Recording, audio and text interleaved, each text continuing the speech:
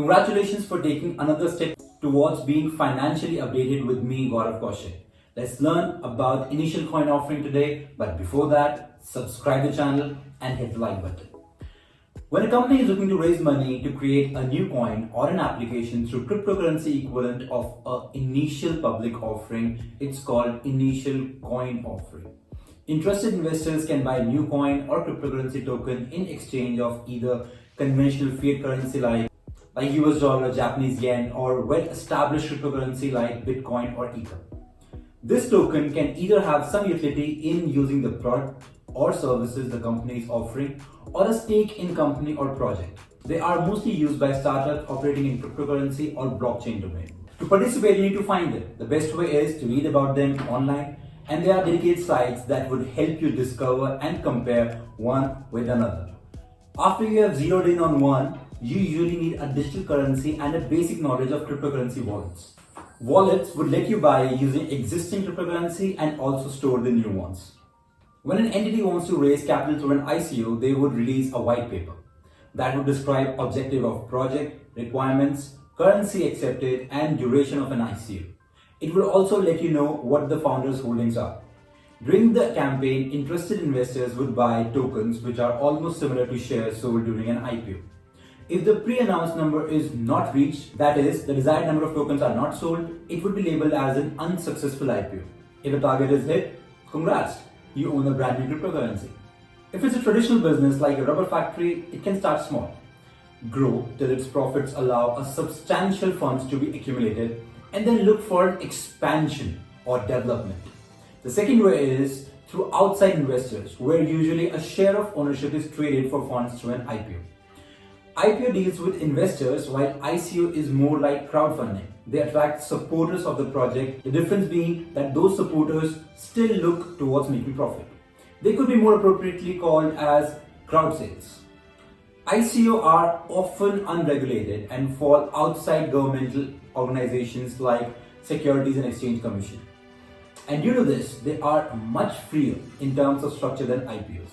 It can have a fixed price for each token and a fixed supply of tokens, or either of these two components can be dynamic. In an IPO, an investor trades shares of stocks in a company for an investment, whereas in ICO, there are blockchain equivalents to a share, a cryptocurrency token that is traded. A token does not have any intrinsic value or legal guarantees. They are distributed according to the white paper by transferring them to the individual investors. It's a tedious process for a company to get listed and issue shares. The government agencies and stock exchange would verify and run background checks. However, to create tokens, there are online services that generate cryptocurrency in a matter of seconds. On top of that, there is no agency to verify about the reliability of the process. Courtesy the same reason, ICOs are rife with fraud artists who prey over poorly informed investors, and funds lost may never be recovered.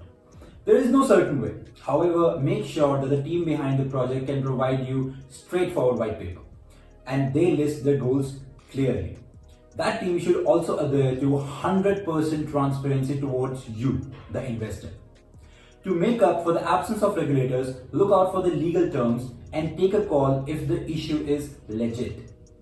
Look out for a mention of an escrow wallet. That would protect you, since a neutral third party would hold one of the several keys to access the funds. Single benefit of an ICO is massive gains. If an early investor sees a successful ICO, his holdings would rise immediately. It has made many investors millionaires overnight. In 2017, the average return for an ICO was 12.8% on initial investment in dollar terms. Ethereum ICO in 2014 raised $18 million in 42 days at 67 cents per token. As of June 14, one coin is more than $2,000.